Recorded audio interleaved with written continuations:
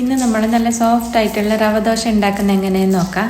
ഇത് ഇൻസ്റ്റൻ്റ് ആയിട്ടും ആക്കാം, അല്ലാതെ തലേദിവസം അരച്ച് വെച്ചിട്ട് രാവിലെ ദോശ ഉണ്ടാക്കിയെടുക്കാം. ഇതിപ്പോൾ എങ്ങനെ ഉണ്ടാക്കുന്നതെന്ന് നോക്കാം. ദോശ ഉണ്ടാക്കാൻ വേണ്ടിയിട്ട് 2 കപ്പ് റവ എടുത്തിട്ടുണ്ട്, വറുക്കാത്ത റവ. അതേ സെയിം കപ്പിൽ തന്നെ 1 കപ്പ് തേങ്ങ ചിരകിയത് എടുത്തിട്ടുണ്ട്. ഇനി നമുക്ക് ഈ റവേനെ ഒരു പാത്രത്തിലേക്ക് ഇട്ട് കൊടുക്കാം കുതിരാനായിട്ട്. 2 കപ്പ് റവയും ഞാൻ ഇട്ട് കൊടുത്തു. എന്നിട്ട് ഇനി വേണ്ടത്ര വെള്ളം അധികം ഒഴിക്കണ്ട, ഇത് മുങ്ങി കിടക്കുന്നത്ര വെള്ളം മാത്രം ഒഴിച്ചാൽ മതി. ഇതാ ഞാൻ ഈ സെയിം കപ്പിൽ തന്നെ വെള്ളം ഒഴിക്കുന്നുണ്ട്. ഈ റവ ഫുള്ള് നനയുന്നത്ര വെള്ളം ഒഴിച്ച് കൊടുക്കാം. ഞാൻ റവ എടുത്ത കപ്പിൽ തന്നെ 1/4 കപ്പോളം വെള്ളം ഒഴിച്ച് കൊടുത്തു. ഇതാ ഇത്ര. ഇനി നമുക്ക് ഒരു 10 മിനിറ്റ് ഇത് കുതിരാനായിട്ട് മൂടി വെക്കാം. ഇതിപ്പോൾ 10 മിനിറ്റായി, റവ എല്ലാം നല്ല കുതിർന്നിട്ടുണ്ട്. ഇനി ഇതിനെ മിക്സി ജാറിലിട്ടിട്ട് അരച്ചിട്ട് കൊണ്ടുവരാം. മിക്സിയുടെ വലിയ ജാർ എടുത്തിട്ടുണ്ട്, അരിയെല്ലാം അരയ്ക്കുന്ന ജാറ്. ഇതിലേക്ക് ഇട്ട് കൊടുക്കാം. ആദ്യം റവ ഇട്ട് കൊടുക്കാം. ഇതെല്ലാം ഒരുമിച്ചിട്ട് അരക്കണമെങ്കിൽ മിക്സിയുടെ വലിയ ജാർ തന്നെ എടുക്കണം.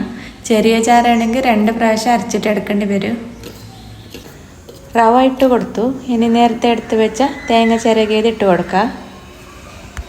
ഇനി ആവശ്യമുള്ള ഉപ്പിട്ട് കൊടുക്കാം. ഉപ്പ് ഞാൻ ഇപ്പോഴേ ഇട്ട് കൊടുത്തു. നിങ്ങൾ നാളെ രാവിലെ ഇടുന്നെങ്കിൽ അങ്ങനെയാവും.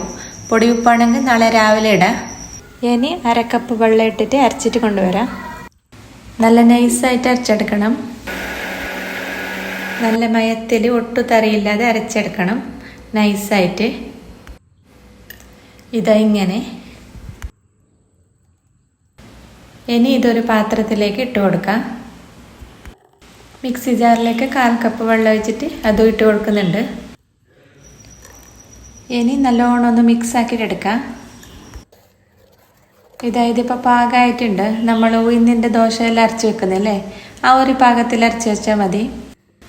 ഇതിപ്പോൾ നല്ലോണം മിക്സ് ആക്കിയിട്ട് മൂടി വെക്കുക. ഞാനിപ്പോൾ രാത്രി ഒരു 8 മണിയാകുമ്പോൾ അരച്ച് വെച്ചത്. നാളെ രാവിലെ ദോശ ഉണ്ടാക്കിയെടുക്കാം. ഇത് പിറ്റേന്ന് രാവിലെ മാവെല്ലാം പൊങ്ങി വന്നിട്ട് നല്ല സോഫ്റ്റായിട്ട് കിട്ടിയിട്ടുണ്ട്. ഇതാ അങ്ങനെ അധികമൊന്നും പൊങ്ങിയൊന്നും വരില്ല. ഇനി ഉഴുന്ന് അങ്ങനെ ഒന്നും ചേർത്തിട്ടില്ലല്ലോ, സോഫ്റ്റായിട്ട് കിട്ടിയിട്ടുണ്ട്. മാവ് കട്ടിയായിന്ന് തോന്നുന്നില്ലെങ്കിൽ കുറച്ച് വെള്ളമായിട്ട് കൊടുക്കാം, 1 ടേബിൾ സ്പൂണ്. ഇതിപ്പോൾ കണക്കായിട്ടുണ്ട്. ഇങ്ങനെ 2 പ്രാവശ്യം ഇളക്കി കൊടുത്തിട്ട് ദോശ ഉണ്ടാക്കിയെടുക്കാം. ദോശക്കല്ല് വെച്ചിട്ടുണ്ട്. ഇതിലേക്ക് എണ്ണ തടവി ദോശ ഉണ്ടാക്കിയെടുക്കാം. ഒന്നുകൂടി ഇളക്കി ഒഴിച്ചു കൊടുക്കാം. ഇങ്ങനെ ഒഴിച്ചു കൊടുത്താൽ മതി, ഇങ്ങനെ പരത്തേണ്ട ആവശ്യമൊന്നുമില്ല.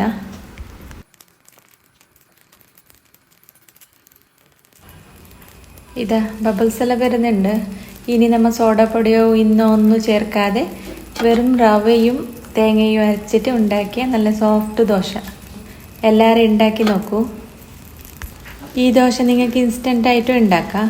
ഇങ്ങനെ റവ ഒരു 10 മിനിറ്റ് കുതിർത്തിട്ട് തേങ്ങയും റവ അരച്ചിട്ട് 1 നുള്ളു സോഡാപ്പൊടി ചേർത്തിട്ട് ഒരു 10 മിനിറ്റ് കഴിഞ്ഞിട്ട് ചുട്ടാൽ മതി.